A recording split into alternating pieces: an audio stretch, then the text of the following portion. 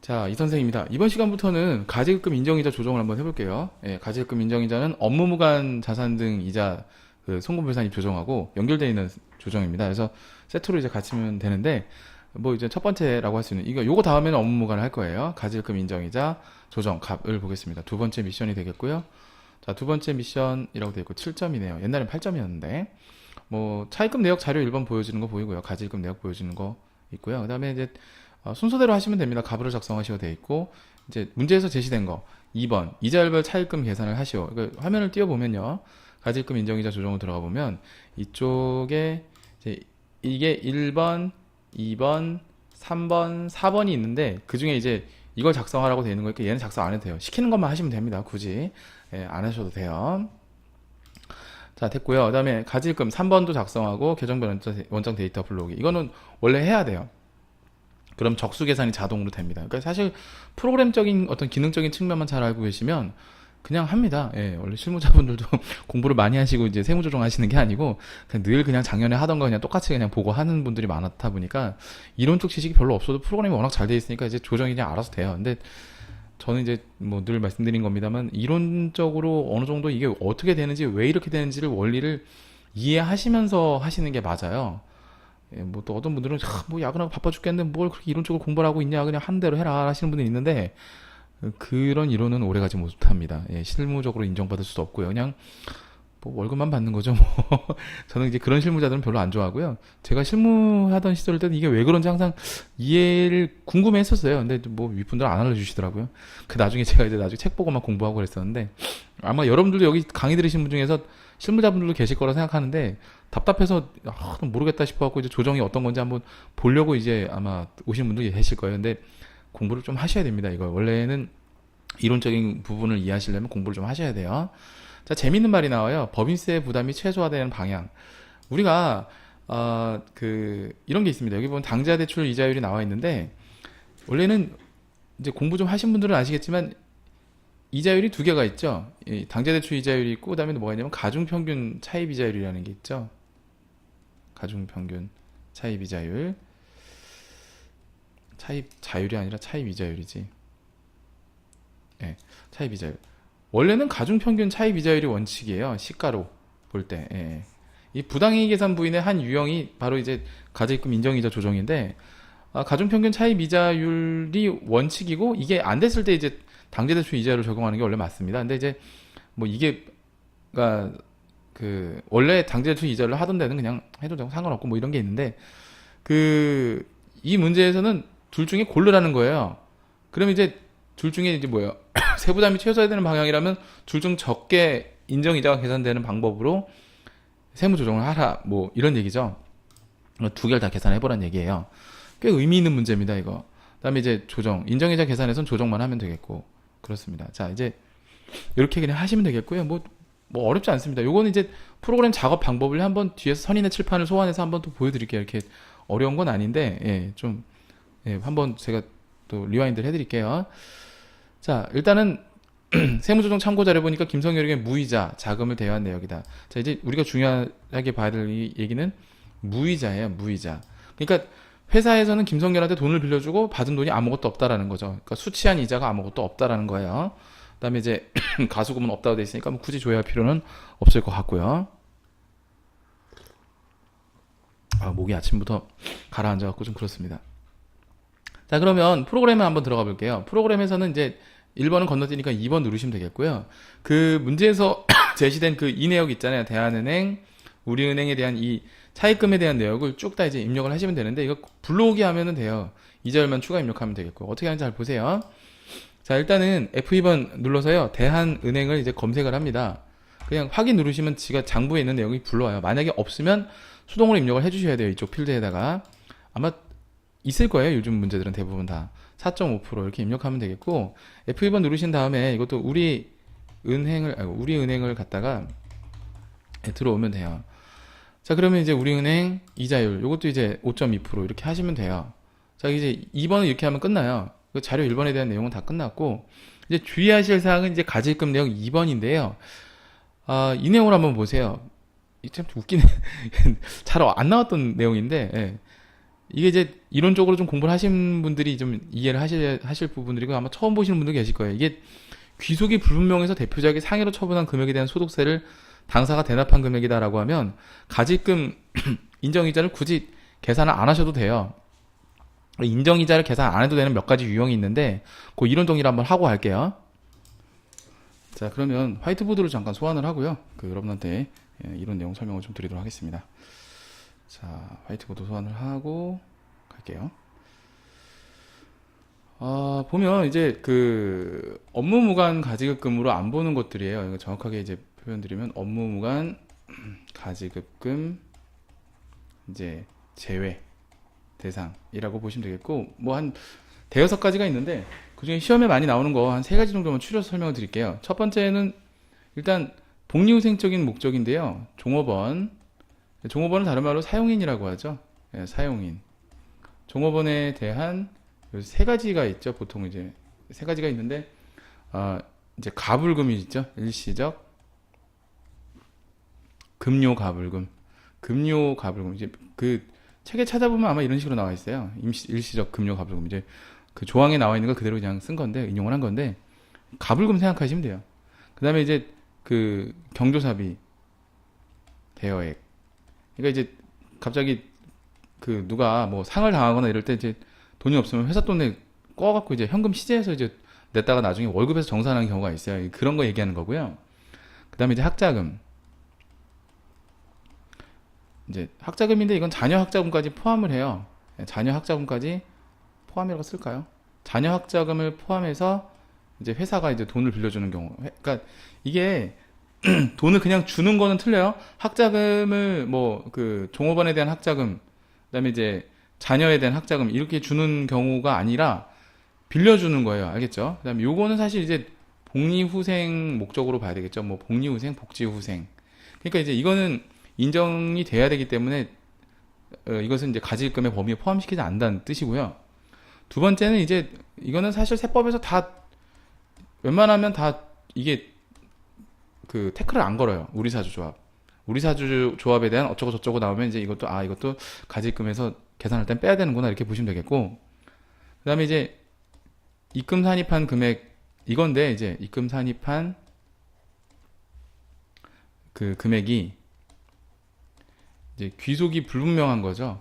그러니까 우리가 출처를 모르는 돈이 나가면 이게 대표자 상해로 처분하죠. 예, 일단 대표자가 억울하잖아요. 그죠? 그래서 대표자 상해 처분한 금액에 대해서 이제 그냥 대표자한테 금액에 대하여 이거에 대해서 이제 대표자한테 야, 너 어쨌든 네가 책임을 져라. 예, 그래서 이제 관련되어 있는 법인세 세무조정에 따른 소득세가 나와요. 예, 소득세를 일단은 법인이 대신 내요. 예, 법인이 이제 먼저 대신 낸 다음에 이거를 대표자한테 청구하는 거죠. 그래서 이제 이거를 가지급금으로다가 만약에 계상을 했다면 이걸 얘기하는 겁니다. 계상. 이랬을 경우에 그러니까 요번 이론 같은 경우에 이제 요거에 대한 설명을 얘기하는 거거든요.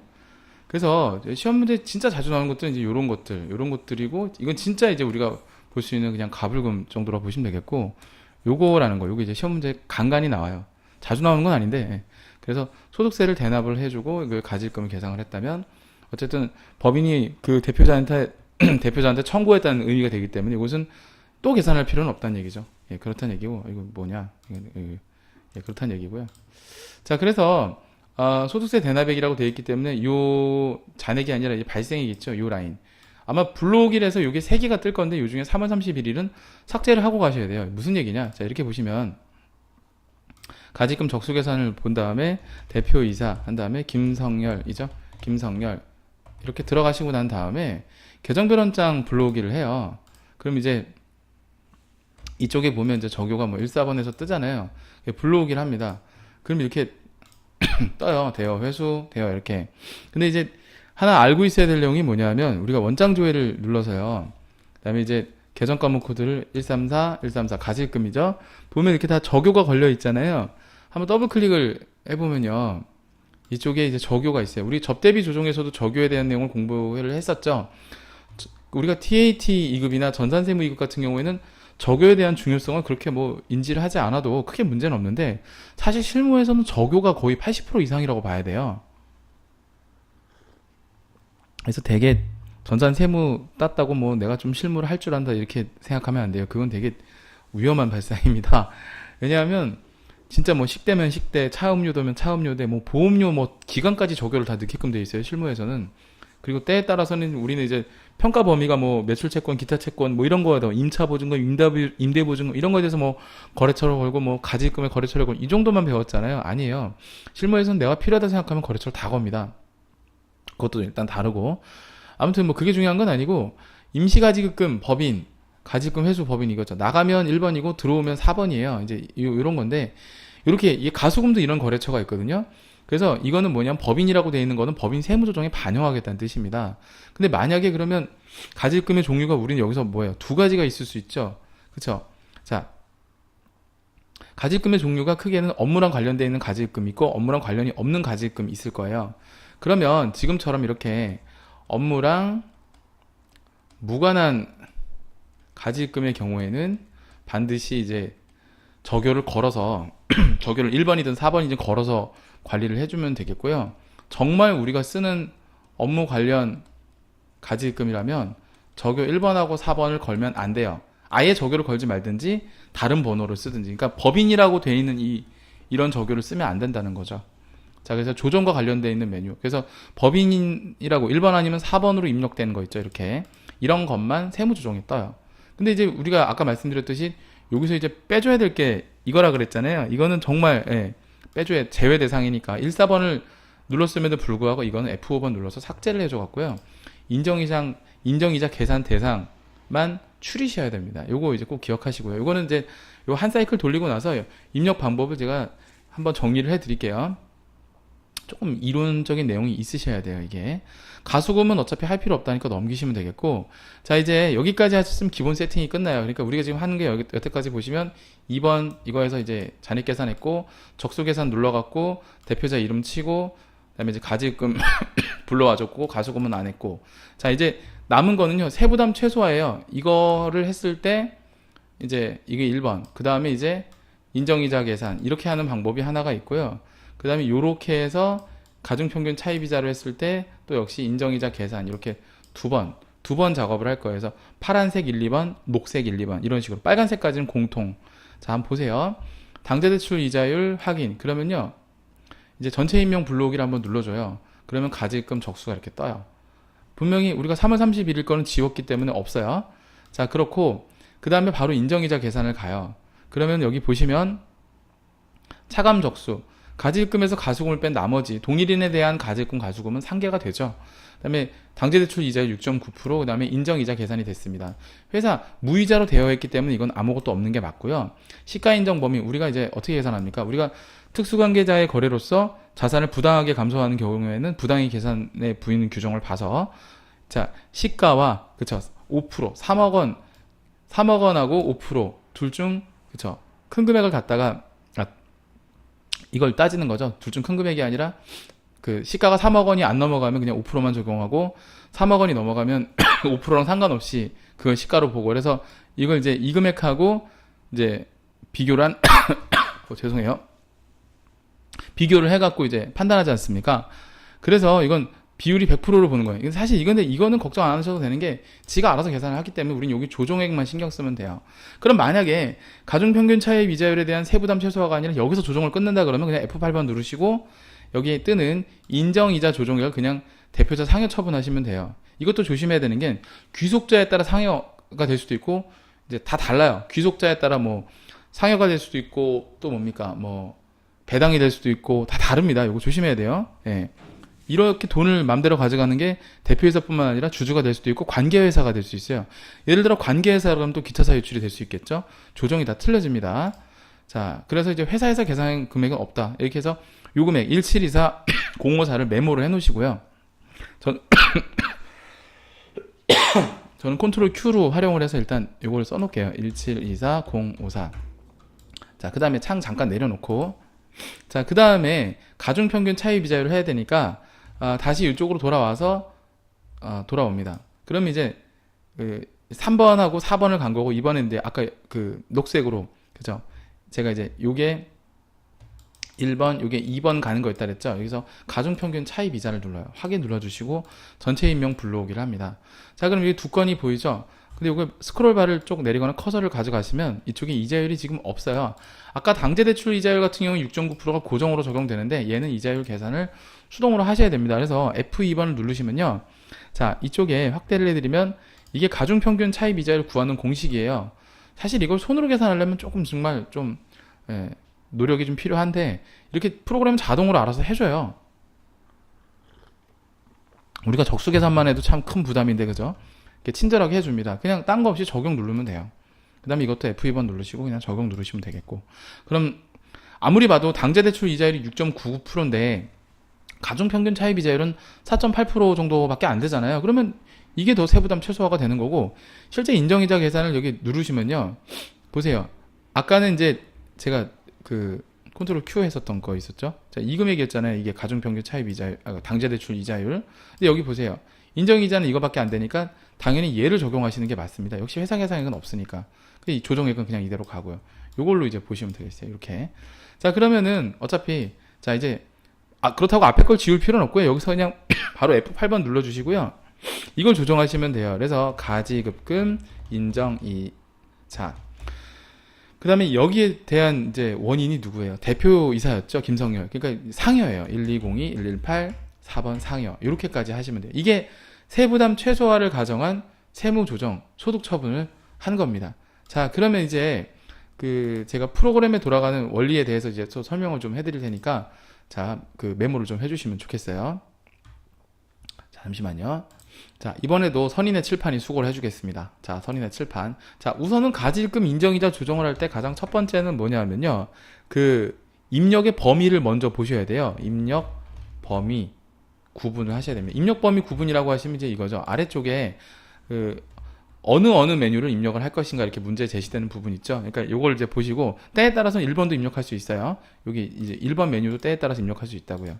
문제에서 제시됩니다. 그 다음에 이제 이자율 잔액 계산을 하죠. 그럼 이제 뭐 이자율 입력하고 불러오시면 돼요. 그래서 그 해당 메뉴에 입력을 하시면 되겠고, 그 다음에 자, 그럼 이제 그 다음에는 뭐냐면 가지급금 그 적수 계산을 하셔야 돼요.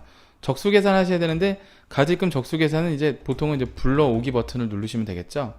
불러오기 버튼 가지금도 불러와주고 가수금도 참 불러와주네요. 그죠? 그러니까 요거 우리가 이제 가지금 가수금 적수 계산할 때 요거 이제 뭐 성명 이런 거 입력하고 나서요. 여기 이제 전체 인명 불러오기를 누르잖아요. 아 잠깐만요. 예, 가지금 전체. 자, 이쪽에 불러오면 이제 계정별 원장 데이터 불러오기 있죠. 이걸 불러와 주시면 가지금 가수금이 동시에 다 불러와져요. 그 다음에 자, 혹시 세 번째 이제 뭐냐면 이제 그 가지급금 적용 제외 대상 파악 및 반영.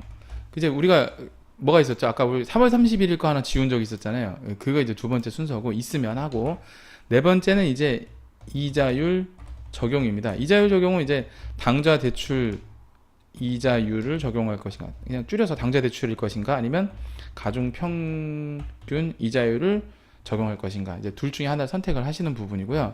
그 다음에 이제 하나가 더 있는 게 뭐냐면 이제 뭐 여기서 전체 인명 불러오기 이건 어렵지 않고요. 그냥 그대로 하시면 되겠고, 인정이자 계산에 가서 이제 인정이자 계산 시 자, 반드시 회사 이제 계상액을 이제 확인을 하고 적용하셔야 됩니다. 확인을 꼭 하셔야 됩니다. 그러니까 만약에 지금 같은 경우에는 이제 요 금액만 돼 있습니다만 회사에서 100만 원을 이자로 미수이자로 계산한 게 있다라면 이 차액만 조정하게끔 돼 있는 거예요. 그러니까 이게 문제가 이 다음 회차에선 주어져요. 그 다음에 이제 조정하시면 되겠고, 마지막 이제 여섯 번째는 뭐냐면 귀속자에 따른 그쵸 그 세무 조정 및 소득 처분을 하셔야 됩니다. 그러니까 이제 예를 들어서 상여가 될 수도 있고요. 그다음에 그러니까 순서대로 하면 기타 사유출이 될 수도 있고, 상여가 될 수도 있고, 배당이 될 수도 있고, 기타 소득이 될 수도 있고, 이런 식으로 요 넷 중에 하나가 처분이 돼요. 유보나 뭐 기타는 없고요. 기타 사유출이나 상여, 배당, 기타 소득. 지금 같은 경우에는 이제 대표자가 돈을 가져갔다고 돼 있으니까 상여가 되겠습니다만 출자자일 경우에는 배당이 될 수도 있고 경우에 따라 다르다는 거죠. 요거 좀 참고를 해 주시고요. 좋습니다. 자, 이렇게 해갖고 요번 회차는 정리하도록 하고요. 자, 그 다음 회차로 넘어가도록 하겠습니다. 자, 그 다음 회차는요, 9회가 되겠습니다. 경동산업 5109 코드 가시면 되겠고요. 두 번째 미션에 가지입금 인정이자 조정이 있겠습니다. 자, 그 다음을 보시면 가지입금 인정이자 조정 보이시죠? 자, 이겁니다. 자, 내용을 보니까 뭐 가지입금 인정이자 조정 명세 작성하시오라고 되어 있고 뭐 되어 있고 아까보다는 좀 단촐하게 문제가 나왔죠. 대표이사 이상호의 가지입금 내역이다. 자, 위에 있습니다. 회사는 가지입금에 대해서 이자를 현금으로 수령하거나 이자 수익을 인식하지 않고 있다. 이게 무슨 얘기예요? 돈 받은 게 없다는 얘기죠. 예. 그 다음에 회사는 가지입금 인정이자에 대한 세무조정 시 당좌대출 이자율을 적용하기로 한다라고 돼 있고, 상기 제시된 정보, 계정변환자 데이터를 무시하고 세무조정하기로 한다고 돼 있어요. 그럼 이걸 수동으로 입력하라는 얘기예요. 근데 이제 불러오기를 한번 해보고, 예, 뭐 저거랑 별 상관없으면 그냥 그 데이터 써도 상관없지 않습니까? 자, 인정이자 이제 계산 순서 다시 한번 띄워드릴게요. 입력 범위의 구분입니다. 입력 범위의 구분인데 지금 뭐예요? 입력 범위의 구분은 가지입금 인정이자 조정 명세서 할 때 지금 앞서 우리 풀었던 문제는 1번에 대한 언급은 없었고 2번에 대한 언급은 있었어요. 근데 지금 이건 아예 2번에 대한 언급이 없어요. 그러니까 은행 이자나 이런 게 없잖아요. 원래 가중평균 차입 이자율을 구할 때는요, 2번이나 1번이 있어야 되지만 당좌대출 이자율 적용할 때는 사실 3번, 4번만 갖고 조정을 하시는 거예요. 그러다 보니까 바로 3번을 건너뛰시면 돼요. 그 다음에 대표이사죠. 대표이사, 그 다음에 이상호 이렇게 입력하시면 돼요. 그 다음에 원장 불러오기를 한번 눌러보시면 자, 뜨죠? 원래는 제가 그냥 한번 통박으로 해본 건데 안 되면 이걸 그냥 입력을 하시는 게 원래 맞아요. 손으로. 그러니까 이제 어떻게 하는 거냐면 F5번 눌러서 삭제하고 이게 여기 있는 데이터를 원래 다 입력을 하시는 게 맞아요. 예. 예. 근데 이제 뭐 여기는 무시하고라고 돼 있는데 지금 내용이 똑같은데, 예. 하여튼 원래는 불러오는 게 맞죠. 원래는 이제 그래서 1월 1일 하면 이제 전기 2월 이렇게 손으로 입력해도 돼요. 그래서 금액 차변, 가지금 자산이니까 차변이 발생하잖아요. 그다음에 이제 2월 1일 하시고, 그다음에 요건 이제 대여 발생이니까 대여. 그다음에 요게 4천만 원 이렇게 손으로 입력해도 되고 아까 불러와도 되고. 그다음에 이제 회수니까 8월 31일. 그다음에 이제 회수. 그다음에 금액은 5천만 원 이렇게 하라는 거고요. 그러면 이제 어쨌든 불러오기 또는 이제 뭐 여기서 또 추가로 하면 입력이라고 하죠. 뭐 입력 이렇게. 아이고 어머나 줄이겠습니다. 입력. 불러오기 또는 입력하시면 되겠죠. 네, 됐고요. 적용 제외 대상은 없어요. 그 다음에 이제 이자율 적용은 당좌대출 이자율을 하라고 돼 있으니까 그냥 이걸로 하시면 되겠고, 그쵸? 자, 그 다음 회사 계상액은 없다고 돼 있으니까 그냥 바로 뭐야? 상여 처분하면 되는 거죠. 순서대로 하시면 되겠습니다. 자, 그러면 다 된 거예요. 뭐 가수금은 됐고 당좌대출 이자율 확인, 전체 임명 불러오기 요거 한번 해주시고, 그 다음에 바로 인정이자 계산 가시면 돼요. 회사 계상액은 없다고 되어 있기 때문에 지금 화면에 보이시는 343만 2,986원 이게 전부 상여고요. 역시 회사 계상액은 없다고 되어 있으니까 이 금액이 전부 조정액. F8번 눌러주시고 그냥 가지급금 인정이자 하시고 3432 986 하고 대표자 상여.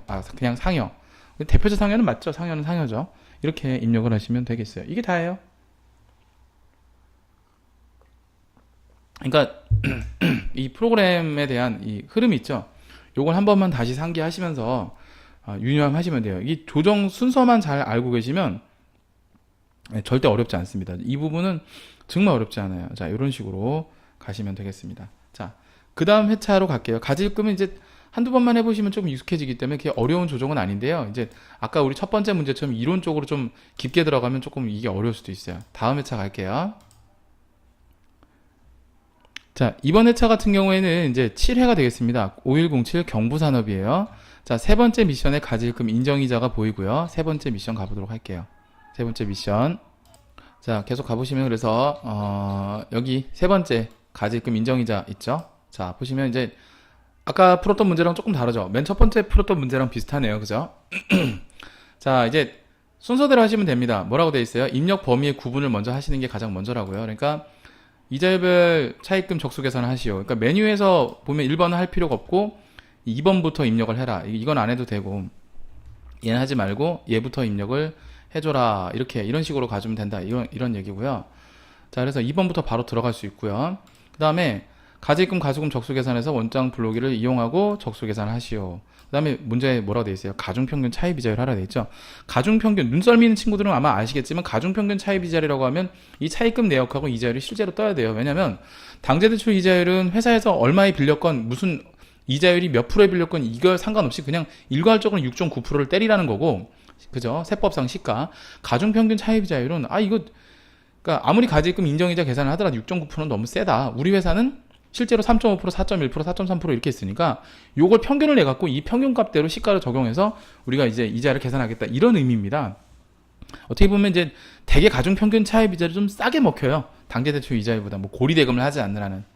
그런데 뭐 중소기업 뭐 창업 자금이라든가 이런 것들이 한 1, 2%대로 보통 되고요. 담보 차입금 같은 경우도 일단 그렇거든요. 근데 이제 흔히 이게 제가 좀 세게 있는 말을 좀 할게요. 대부분의 실무자들은 그냥 편한 게 편한다고 6.9% 적용합니다. 그 회사의 실제 차입률이 얼마인지 그러니까 계산을 정확하게 해서 그 회사의 유리한 쪽으로다가 세무 조정을 하고 소득 처분을 해서 이제 법인세를 계산해야 되는데 그러니까 어떻게 보면 가지급금이 실제 가지급금이 아닌 부분도 있고요. 사실 좀 그런 부분이 있어요. 예, 이게 좀 위험한 발언인데, 그래서 이제 실무자분들, 특히 세무사무실이나 회계사무실, 그 회계법인, 세무법인 이제 실무자들이, 그러니까 원래 원칙대로 하시는 게 대부분 맞는데 그냥 6.9%로 그냥 일괄적으로 적용하는 케이스가 좀 많더라고요. 여러분들이 지금 학생들이 대부분 이제 이 수업을 들으시니까 여러분들이 실무자가 되셨을 때는요, 여러분들 이제 기업체에 보통 취업을 하실 거 아닙니까? 세무사무실에서 이제 해갖고 오는 조정을 가지고 한번 이의 제기를 하실 필요는 있어요. 왜냐하면 6.9%로 적용하는 것보다 이제 정상적으로 회사가, 근데 이게 전제 조건이 있습니다. 투명하게 회계 처리를 하고 세무 처리를 한다는 가정 하에서 이걸 적용해야지. 사실 회사가 뭔가 좀 구리구리한 면이 있다면 이것도 좀 세무사무실 쪽이 또 맞을 수도 있어요. 그러니까 이 부분은 판단을 합시다. 여러분들 저는 중립노선을 지키겠습니다. 그러니까 여러분들이 판단을 하셔서 배운 거 가지고 한번 또 실무자분들, 세무사무실 직원들하고 얘기를 해볼 수 있는 그런 부분들이 필요합니다. 이 부분들은. 그러니까 이제 이걸 배워서 어쨌든 실무에 써먹으려고 이걸 배우시는 거잖아요. 그러니까 단순하게 토익처럼 스펙을 쌓기 위해서 공부하는 거라기보다는 이거는 H 자격증 시험 자체가 원래 실무 중심 자격증 시험입니다. 그리고 전산세무 1급도 문제 형태가 비슷해요. 그러다 보니까 실무에 적용을 충분히 가능한 부분이 있어요. 세무 조정 부분은. 그렇기 때문에 이걸 배우셔서 실무에 활용을 하실 때 그런 부분들을 염두에 두시고 하셨으면 좋겠습니다. 어쨌든 그렇다는 거고요. 자, 이 내용을 갖다가 아까처럼 똑같이 반영하시면 되겠습니다. 그래서 보고 입력을 해보면요. 자, 일단 F2번 누르고, 이게 우리은행입니다. 우리은행. 자, 반영됐죠? 이자율만 입력해주면 돼요. 3.5 됐고요. 그 다음에 F2번 누르신 다음에 대한은행. 자, 그 다음에 이자율 적용하시면 4.1 이렇게 하시면 되겠고요. 그 다음에 또 F2번 누르셔서 자, 신한은행 하시고 이쪽에다가 이제 이자율 4.3 이렇게 하시면 되겠어요. 자, 이렇게 하면 요 차입금 내역에 대한 첫 번째 미션은 다 끝났고요. 두 번째 내용을 보면 이제 업무무관 가지금 대표이사에 하나에 적용한다고 되어 있고 다른 특수관계자 없다고 되어 있으니까 대표이사. 근데 대표이사에 대한 이름이 지금 없어요. 이게 황당한 거죠.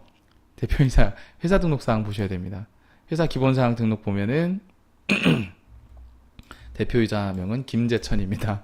이거 되게 웃겼어요. 또 황당했어요 이때. 그래서 가지금 3번으로 넘어가서 직책의 대표이사, 그 다음에 김재천 이렇게 회사 등록 보고 하셔야 돼요. 근데 사실 이게 맞습니다. 왜냐하면 실무에서는 대표자가 누군지 이렇게 문제처럼 제시해주지 않기 때문에 내가 회사 등록 받아 대표자가 누군지 찾아야 돼요. 예, 그게 맞습니다. 원래. 예, 그게 맞아요. 그렇게 하시는 게 맞고요. 예, 계정별 원장 데이터 불러오기 알았으니까 이제 불러오면 되겠고. 자, 됐습니다. 이제 여기까지 불러오기. 그럼 우리가 이제 한 게 1번 했고, 그죠? 그 다음에 2번도 했고요. 3번 적용제의 대상이 있는지를 봐야 돼요. 문제에서 별도로 제시된 내용은 없습니다. 그럼 일단 적용 대상 됐고요. 이자율 적용은 가중평균 차입 이자율을 적용하라고 되어 있기 때문에 이 화면에서 바로 가중평균 차입 이자로 가서요. 확인 눌러주고 전체 임명 불러오기 한번 해주신 다음에 우리가 해야 될 일이 있죠. 이자율에서 F2번 눌러서 적용, F2번 눌러서 적용. 그렇죠. 잘 보세요. 지금 이자율이 3.7%와 3.9% 이렇게 나오잖아요. 가중평균 차입 이자율. 앞만 봐도 6.9%보다는 이게 덜 맥히는 거죠. 이거 합계로 보시면 안 돼요. 예, 일단 그렇다는 얘기고. 자, 그래서 인정이자 계산으로 가요. 자, 그 다음에 할 일이 우리가 뭐가 있죠? 그렇죠. 세 번째, 네 번째, 이자율 적용했고, 다섯 번째, 회사 계상액이 있는지 확인하라 그랬습니다. 여러분, 회사 계상액이 있습니까? 없습니까? 있죠. 그죠? 확인됐죠? 자, 뭐라고 돼 있습니까? 금전 소비대차 계약. 그러니까 차입금 그 약정서를 쓴 거를 갖다가 금전 소비대차 계약. 차용증 쓰고 돈 빌려주고 이게 금전 소비대차 계약이라고 합니다. 그러니까 당기분 이자 200만 원을 수익으로 계상하였다. 실제로 미수 수익으로 계상했을 겁니다. 자, 그러면 어쨌든 이게 아무 말이 없으면 원장 조회를 해야 되는데 뭐 있으니까 그냥 그대로 하시면 이 회사 계상액란에다 200만 원 입력을 해주시고 확대해 드릴게요. 자, 원래 계산된 인정이자는 이건데 회사에서 계상한 게 이거니까 자, 차익은 이만큼이고 비율이 이렇게 나와 있는데 어쨌든 5%가 넘어요. 그러니까 이 금액을 전부 다 적용하시면 되겠습니다. 그래서 자, F8번 누르시고요. 가지급금 인정이자. 누구에 대한 이자죠? 제가 마지막에 뭐라 그랬죠? 귀속자에 따른 세무조정 및 소득처분을 하라고 했습니다. 대표자에 이거 하나밖에 없다고 했으니까 상여로 때려야 되겠죠? 그래서 601341 상여 이렇게 가시면 되겠어요. 여기까지입니다. 자, 됐고요. 빠져나오시면 되겠습니다. 자, 요거 순서 다시 한번 꼭 확인해 주세요. 가지입금 인정이자는 어려운 건 아닌데 순서를 잘 이 머릿속에 집어넣고 가셔야 됩니다. 몇 번 반복하시다 보면 충분히 이것도 적용하실 수 있으니까 자, 그렇게 보시는 걸로 하시고요. 다음 회차로 가겠습니다. 자, 이번에는 2회를 준비해 주시고요. 가지입금 인정이자 세무조정의 마지막이라고 할 수 있는 2회가 되겠습니다. 자, 세 번째 미션에 나와 있고요. 자, 그러면 세 번째 미션 가볼게요. 자, 바로 올라가네. 네. 자, 여기 있습니다. 아, 네 번째. 3, 4번이 바뀌었죠, 지금. 문제 오르긴 한데, 뭐 의미는 없습니다, 크게. 자, 일단 뭐 하라 그랬어요? 입력 범위를 먼저 구분하셔야 된다 그랬죠? 가지입금 인정이자 조정 가부를 작성하시오. 그냥 가수적산, 가지입금 가수금 적수 계산 데이터 불러오기 하시고 6.9% 적용하라고 돼 있고, 그 다음에 인정이자 계산할 때 이자 수익 계정을 좋아해서 입력하고 조정대상 금액 하시오. 친절하죠? 그 다음에 이제 이자 수익 계정이 김대현의 차입금 내역 기장되어 있다고 돼 있고, 가지입금 가수금은 그죠, 적용. 아까 설명드렸듯이 1사번호 기장되어 있다. 자, 좋습니다. 자, 그럼 어떻게 하면 되겠습니까? 입력 구분은 딱 보는 순간 가중평균 차입 이자율이 아니기 때문에 1, 2번은 하실 필요가 없는 거죠. 바로 3번으로 들어가시면 되겠고, 그 다음에 이제 대표이사 김대현 하시고 원장 데이터 불러오기 하시고 예 누르시면 되고요. 1, 4번 뭐 불러오기 그냥 하시면 돼요. 그럼 불러오면 가지입금하고 가수금이 이제 같이 불러와요. 그러면 우리가 동일인에 대한 가지입금과 가수금에 대한 적수는 차감을 해서 상계한 나머지 차감 적수에 대해서 인정이자 계산한다고 말씀을 드렸어요. 그렇기 때문에 당좌대출 이자율을 가서 임명 불러오기를 하시면 자, 여기 보세요. 가지입금 적수, 이제 가수금 적수, 차감 적수 계산이 되게 되는 거죠. 자, 그래서 인정이자 계산을 바로 들어갑니다. 자, 그럼 이제 여기 보세요. 왼쪽에 보면 가지입금 적수와 가수금 적수를 뺀 차감 적수가 있죠. 여기 이자율을 곱하고 인정이자 계산을 이런 식으로 하게 되는 거고요. 지금 이제 회사 계상액을 우리가 구해야 되는데 F3번 눌러서 이자 수익 계정을 조회하라 그랬어요. 901, 901. 자, 그걸 보면 이제 이쪽에 이자 소득 말고 가지입금 입금이라고 돼 있죠. 이거 보세요. 자, 235만 원. 이게 미수 수익으로 계상되어 있기도 하고 이자 수익으로 이렇게 현금으로 바로 가기 때문에 제가 추천해 드리는 거는 미수 수익보다는 이자 수익 계정을 조회하시는 것이 조금 더 좋을 것 같습니다. 이제 참고하시고요. 자, 그래서 자, 235만 원을 입력을 해줘요, 여기다가. 그러면 이제 나머지 금액에 대해서 조정을 하면 되고, 이 아래쪽에 친절하게 노란색으로 표시가 돼 있어요. 눈썰미 빠른 친구들은 아마 문제 풀면서, 아, 이게 F8번 하면 세무 조정이 되겠구나. 아마 이렇게 이해를 하셨을 거예요. 그래서 요거에 대한 부분을 F8번 누르고요. 이게 누가 가져간 돈인가요? 그렇죠. 대표이사가 가져갔으니까 1653701 상여 처분하시면 되겠습니다. 자, 그럼 이제 수순을 밟아서 쭉 이렇게 한 거죠. 예. 지금까지 한 거 입력 범위 구분해서 우리가 확인해서 바로 3번을 건너뛰었고, 적수계산 우리 불러오기 했었고요. 그 다음에 적용제의 대상은 없었고요. 그 다음에 당세대출 이자율 적용했고요. 회사 계상액 확인했고요. 그 다음에 상여 처분했고요. 이렇게 가시면 되겠습니다. 늘 상여는 아니에요, 여러분. 이미 전산세무 1급에서는요, 기타 사유 유출이나 배당이 나온 적이 있었어요. 그렇기 때문에 예, 이번 AT 시험도 혹시 모르니까 여러분들 귀속자에 따른 상여다. 무조건 상여가 아니라 귀속자에 따른 소득 처분이 될 수 있겠다. 이렇게 깔고 가셔야 될 것 같습니다. 자, 여기까지 봤고요. 요 다음 시간에는 이어서 업무무관 지급이자 송금 불산입을 하도록 하겠습니다. 좀 쉬었다가 할게요.